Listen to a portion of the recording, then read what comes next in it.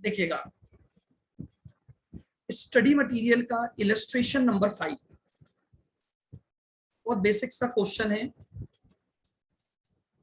देखो ये क्या बोल रहा है, X brought goods from Y for ₹4,000।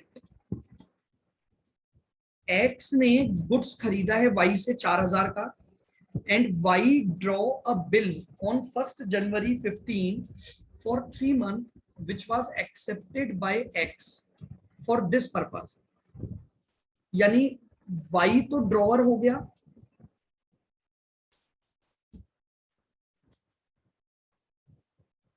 और जो एक्स है वो ड्रॉई हो गया।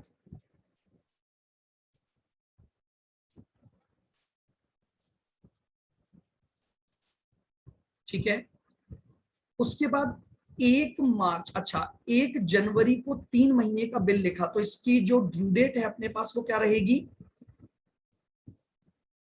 अब देखिएगा, अब जैसे यहां पर इस क्वेश्चन में इन्होंने जब ड्यू डेट ली तो कैलकुलेशन के लिए 3 दिन ग्रेस पीरियड ऐड कर दिए। अब देखिए मैंने आपको ये कल भी बताया था कि आप चाहें तो उस तरीके से वर्किंग कर सकते हैं कि अगर मैं आपको ये बोलूं 1 जनवरी 15 पर आपने 3 महीने का बिल लिखा, बताइए इस बिल की ड्यू डेट क्या आएगी। 1 अप्रैल। 1 अप्रैल 15, और अगर प्लस इसमें 3 दिन का ग्रेस पीरियड जोड़ दूं तो मेरी जो मैच्योरिटी डेट यानी सेटलमेंट डेट होगी वो क्या होगी, 4 अप्रैल 15।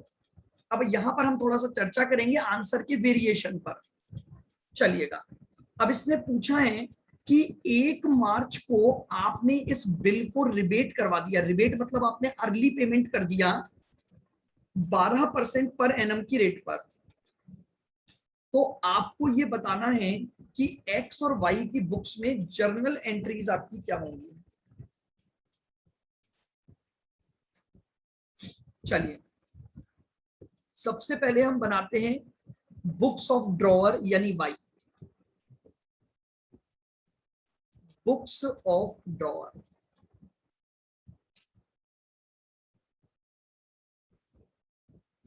आइए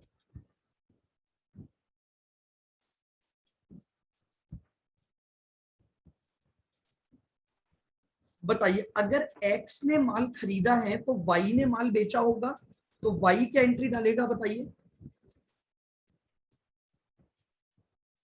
x account debit to sales,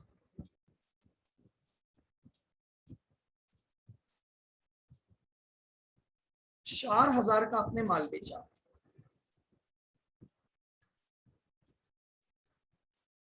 दूसरी एंट्री बिल लिखने की बताइए कितनी हुई, क्या हो जाएगी बिल लिखने की एंट्री।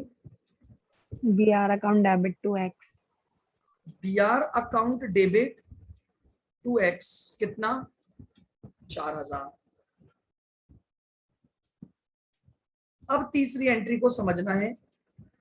अब देखिएगा उसने 1 मार्च को पेमेंट कर दिया। अब अगर मैं एक्चुअल डेज पर जाता हूं तो आप 1 मार्च से लेकर 4 अप्रैल के जरा एक्चुअल डेज गिनो। अब मेरे पास 2 तरीके हैं, एक एक्चुअल डेज के बेसिस पर और एक मंथ के बेसिस पर। जरा मुझे बताइए एक्चुअल डेज कितने आ रहे हैं। 35। भाई अगर आपने 1 मार्च को पेमेंट कर दिया जिसके पेमेंट की ड्यू डेट 4 अप्रैल थी, तो आपने कितने दिन पहले पेमेंट कर दिया,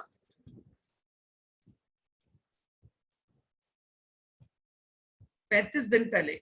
तो मुझे बताइए 35 दिन का इंटरेस्ट कितना बनेगा, तो कैसे निकालोगे। रिबेट का अमाउंट 4,000 का बिल था, इस पर 12% इंटू 35 डिवाइडेड बाय 365, जरा निकालिए कितने का रिबेट का अमाउंट आया एक्चुअल डेज के बेसिस पर। 1400। कितना? फिक्स। अब अगर मैं इसको मंथ पर जाता हूं तो मैं कैसे निकालूंगा? 4000 का 12% इंटू 1/12। अगर मैं ग्रेस पीरियड हटा देता हूं तो मेरे पास 1 महीने का समय है। तो ये बताइए कितना आया? 40 रुपए आएगा। अब प्रॉब्लम यह है कि आपके स्टडी मटेरियल में कुछ क्वेश्चन तो एक्चुअल डेज पर किए गए हैं और कुछ क्वेश्चन मंथ पर किए गए हैं। अब प्रॉब्लम ये आती है कि अगर हमारे पास एग्जाम में क्वेश्चन आ जाए तो हमें क्या करना है? चलिए पहले मैं एक बार according to your study material entry बताइए मुझे क्या बनेगी। Bank account debit,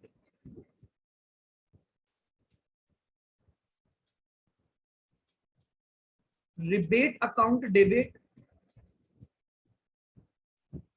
to B are.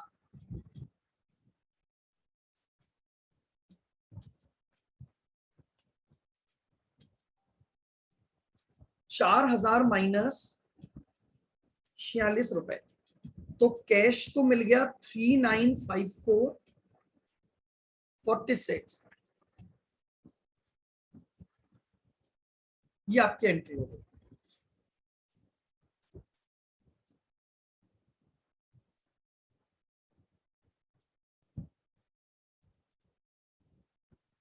ये तो आपकी बुक्स ऑफ वाई।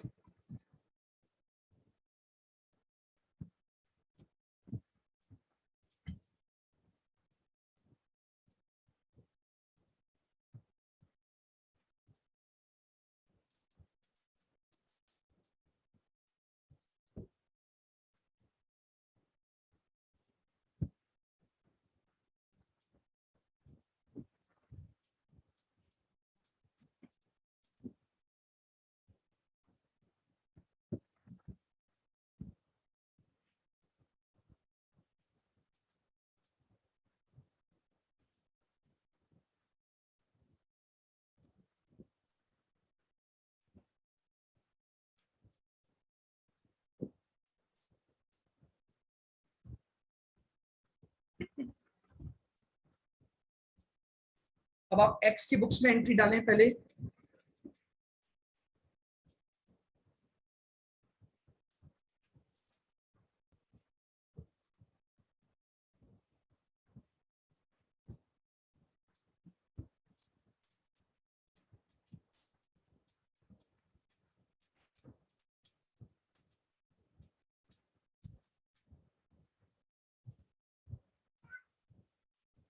ये हटा दूं एक बार, सबने कर ली ये वाली एंट्रियां?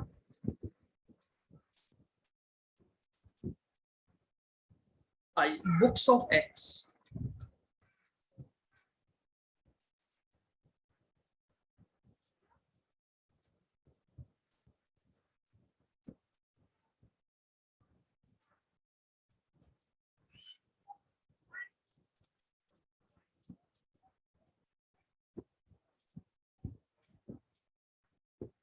Purchase account debit to Y. ये तो बेसिक एंट्री हो गई। दूसरी, आपने बिल्स पेबल को एक्सेप्ट किया, तो बताओ एंट्री क्या बनेगी? Y account debit to BP. Y debit to BP. अब आपने प्री मेच्योर पेमेंट कर दिया तो आपको रिबेट का बेनिफिट मिल गया, तो एंट्री हो जाएगी BP account debit 4000 to bank. आपने पेमेंट कितना किया? 3954 और टू रिबेट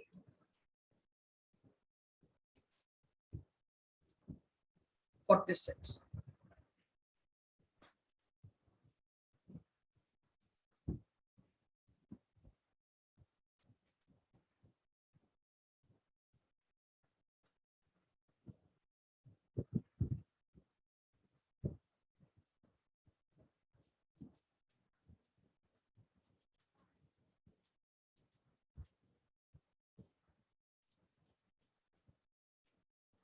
बताइए कर लिया?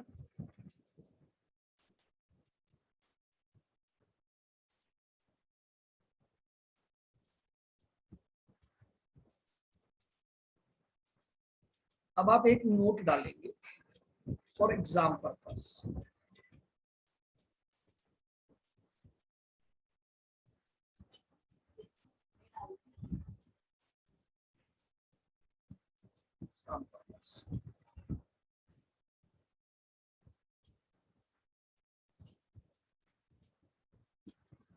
As per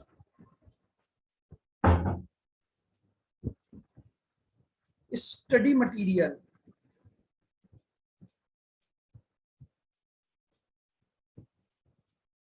of CMA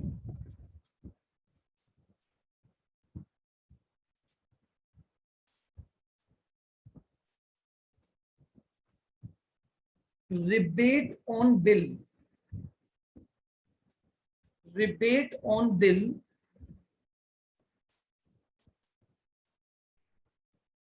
must be calculated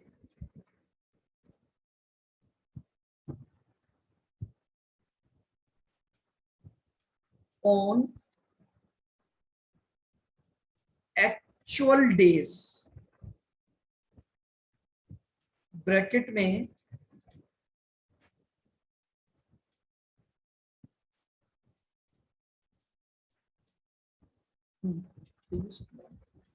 including grace period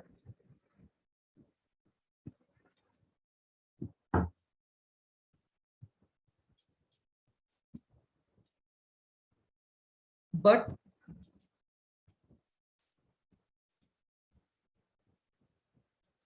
at the time of bill discounted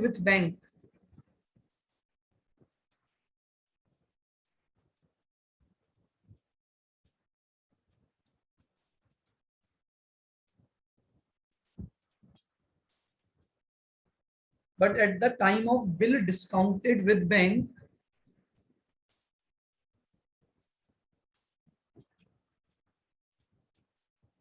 bill date will be considered bill date मैं यहां लिख रहा हूं will be considered।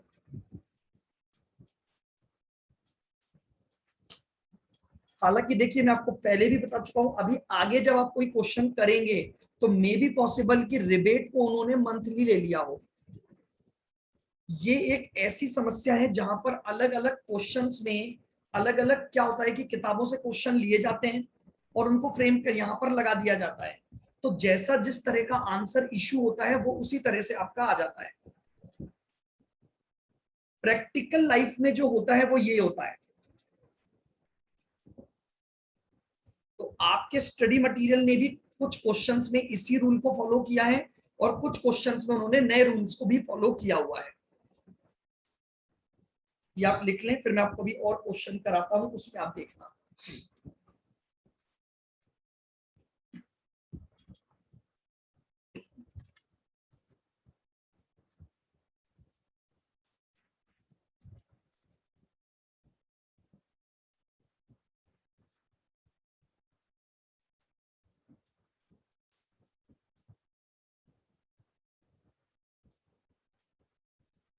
बताइए नोट लिख लिया क्या सबने? Yes, sir. Yes, sir. आइए।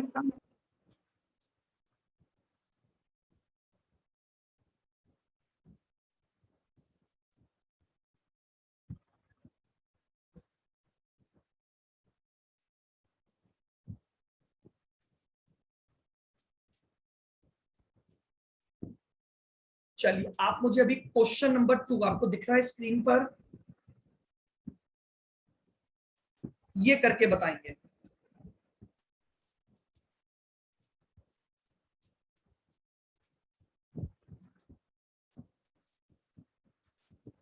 करिएगा, 3 मिनट है बस, 2-3 मिनट में हो जाना चाहिए।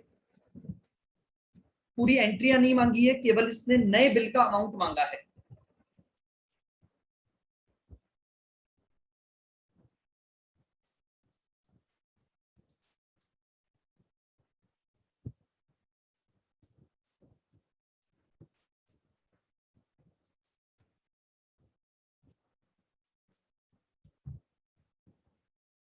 निकालिए, 1 मिनट।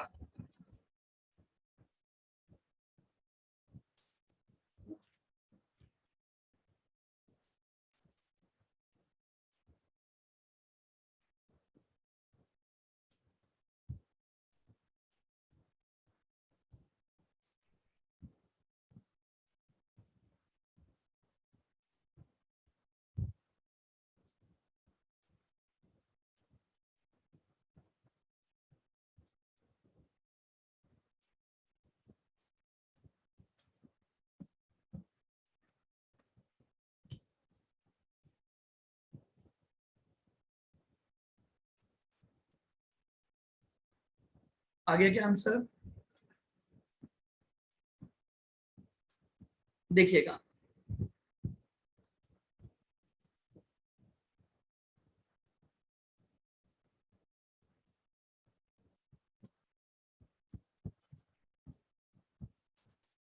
हो गया। हाँ, सिंपल सा ही पॉइंट है। देखो, आपका ओल्ड बिल कितने का था? 2 lakh. ओल्ड बिल था आपका 2 लाख का। अब आपने ये बोला है कि भैया मेरे लिए बिल को रिन्यू कर दो और एक नया बिल 2 महीने के लिए लिख दो 9% पर। तो अब मुझे इंटरेस्ट निकालना पड़ेगा।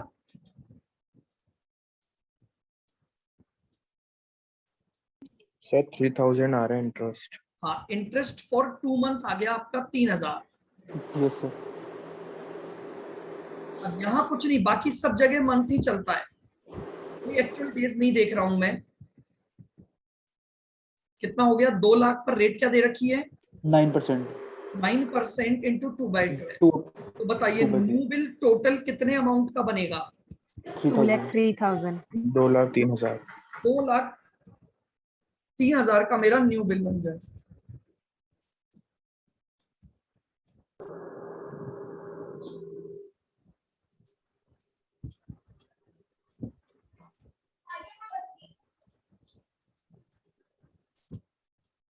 आइएगा,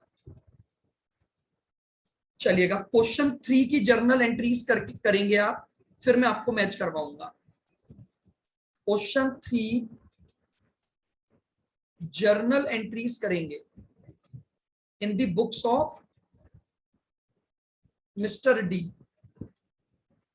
करिए।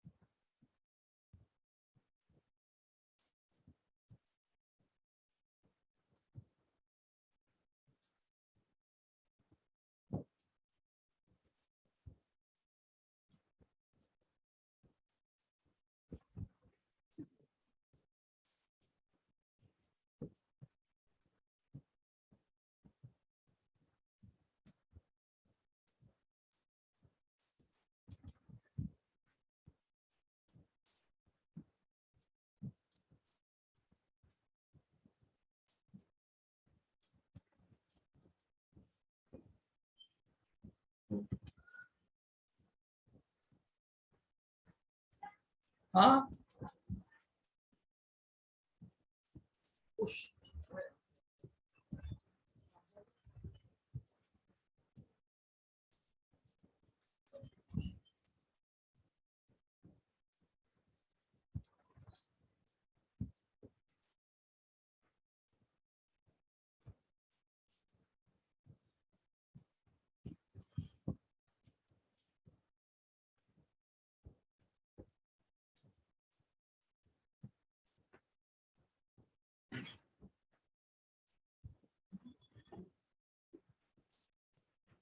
हो गया क्या?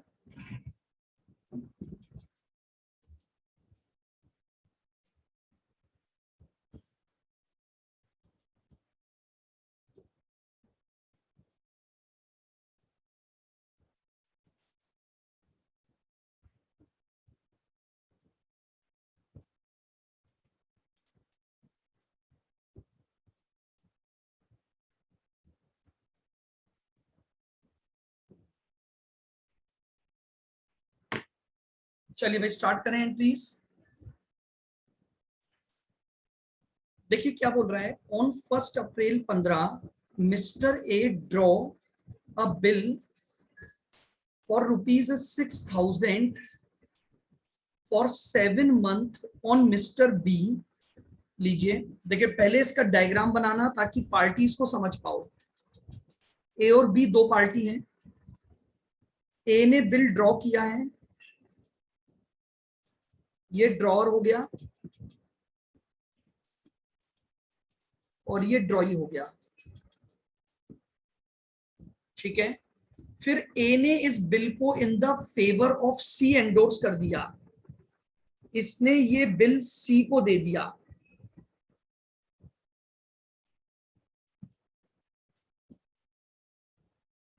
ये एंडोर्स सी बन गया और सी ने इस बिल को वापस से एंडोर्स कर दिया डी को।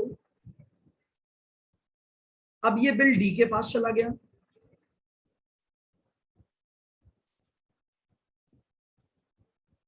अब डी के पास जो बिल आया, डी ने उसे बैंक से डिस्काउंट करवा लिया।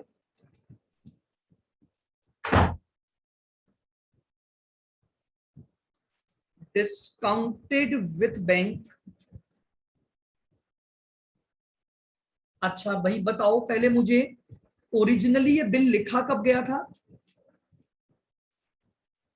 1 अप्रैल 15 को। और डी ने इसे डिस्काउंट कब करवाया? 7 मंथ का बिल था और डी ने इसे डिस्काउंट करवा लिया 1 मई 15 को। बताओ बैंक कितने महीने के पर डिस्काउंटिंग कर रहा है? कितने महीने बाद डिस्काउंटिंग करवाया? 1 महीने बाद। यानी बिल, अब बैंक ने 6 महीने पहले पैसे दे दिए, तो बताइए डिस्काउंट चार्जेस कितने आए? डिस्काउंट चार्जेस बताइए। 6,000 का बिल था, इंटू 10% इंटू 6/12, बताइए डिस्काउंट चार्जेस। 300. 300 का। आगे चलते हैं। मैच्योरिटी डेट पर जो बिल है वो डिसऑनर हो गया and banker paid ₹50 towards the noting charges, क्योंकि अब ये बिल बैंक के पास था। अब ये बिल किसके पास था? अब बैंक ने जब बी से पैसे मांगे तो बी ने क्या किया? पैसे नहीं दे पाया, तो बैंक ने ₹50 के नोटिंग चार्जेस दिए और नोटिंग करवा ली।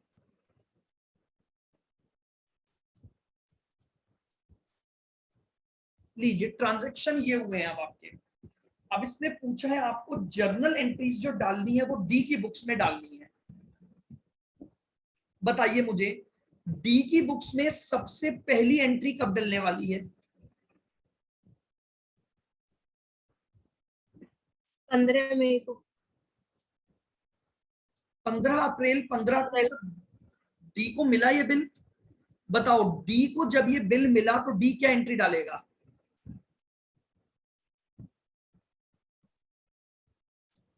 BR अकाउंट DR टू सी। चलिएगा, इसने एंट्री डाल दी BR अकाउंट डेबिट टू सी 6,000। बताइए क्या ये एंट्री सभी को क्लियर है? इसे तो सी से मिला,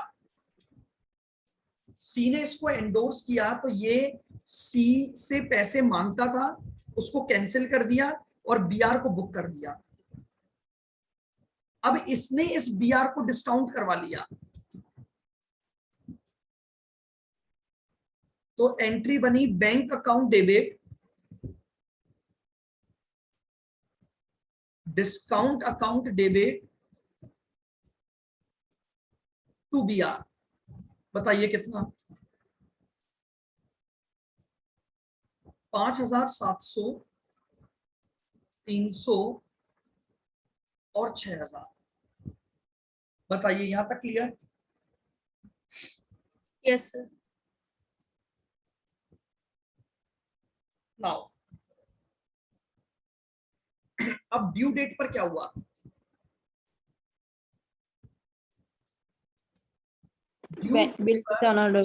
ड्यू डेट पर बिल डिसऑनर हो गया, तो मुझे ये बताओ अब डी पैसे वापस किससे मांगेगा?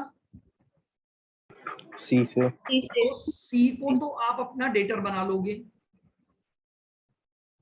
कितने से? 6050 से, क्योंकि 6000 का तो बिल था और 50 रुपए नोटिंग चार्जेस लगे। अच्छा, अब मुझे ये बताओ, आपको ये पैसा देना किसको है? बैंक। तो बैंक वापस से आपका क्रेडिटर बन जाएगा 6050 से।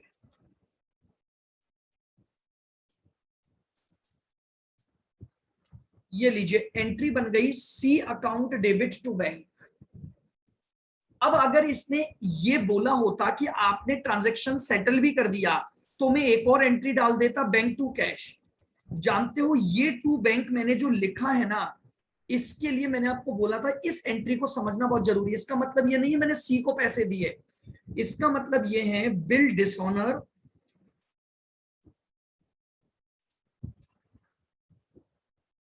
एंड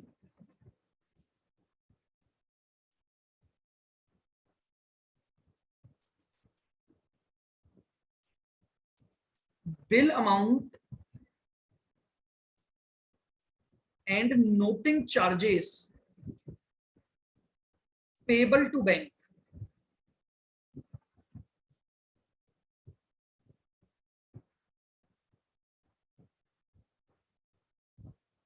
And receivable from, इस एंट्री में सबसे मेन नरेशन ही होता है बस।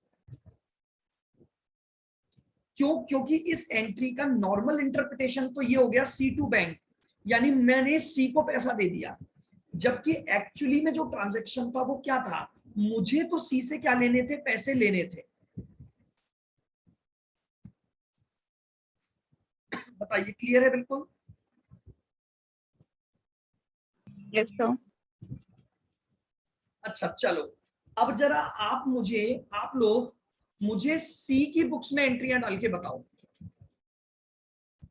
सी की बुक्स में इन ट्रांजैक्शन की एंट्रियां डालो।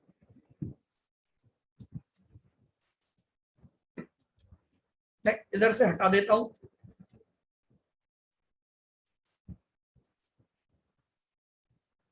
डालिए, फिर अपन डिस्कस करते हैं सी के बुक्स में इन ट्रांजैक्शन की क्या एंट्रियां डलेंगी।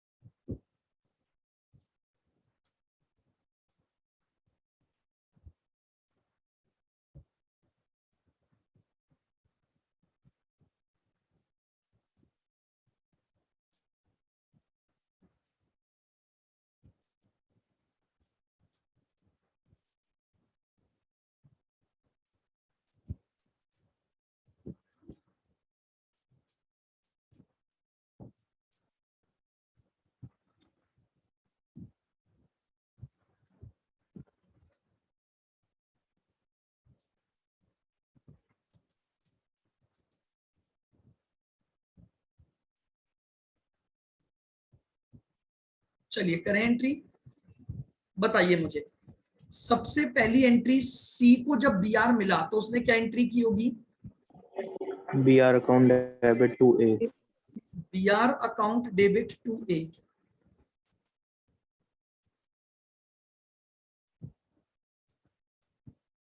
अब समझिए, सी ने ये बिल किसको दे दिया? D को डी को एंडोर्स कर दिया, तो एंडोर्समेंट की एंट्री क्या होगी? D D account account debit to BR. BR. D to B R. Very good, 6000 रुपए का ये बिल एंडोर्स हो गया। अब ये बिल डिसऑनर हो गया, तो डिसऑनर हो गया तो सी को पैसा इसको देना है और इससे लेना है। बताओ क्या एंट्री डलेगी? A account DR to D. ए को अपना डेटर बनाएगा 6050 से और डी को दे देगा 6050, क्रेडिटर बना लेगा। ये एंट्रियां आपकी सी की बुक्स में हो गई। सर ये डी को क्यों बैंक को ही दे देगा ना सीधा? बैंक को थोड़ी देगा, सी को तो डी को देना है।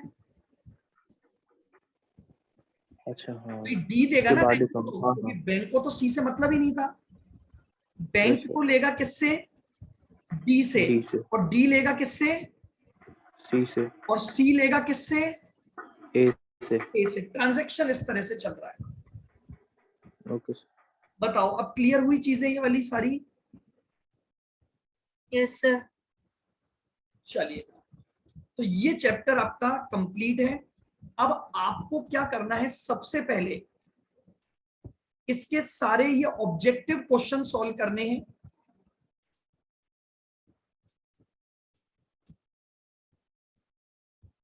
पंद्रह तो ये ऑब्जेक्टिव हैं आपके, और ये फिल इन द ब्लैंक्स हैं। ट्रू फॉल्स आपको अभी नहीं करने, वो मैं आपके साथ अपन डिस्कस करेंगे। आपको दो काम करने हैं, क्या क्या?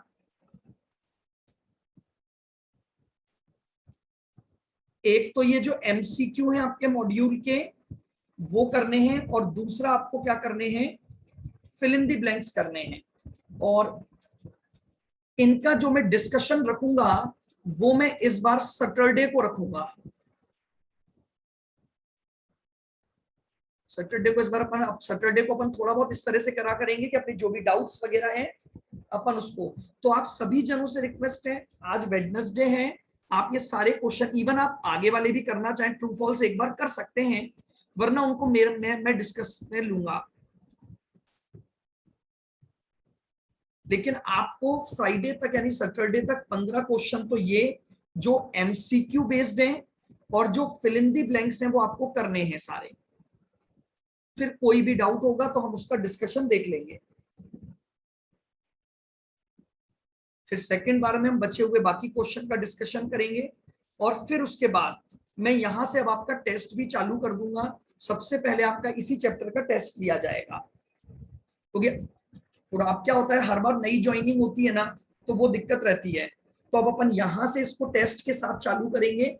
पुराने जो चैप्टर जिन जिन के हो गए उनका टेस्ट सेपरेटली रख लेंगे या बाद में कर लेंगे आपका बात। लेकिन अब यहां से आप जो चैप्टर पढ़ते जाएंगे हम उनको साथ साथ टेस्ट भी लेते जाएंगे ताकि आपका वो परफेक्ट होता जाए। ठीक है।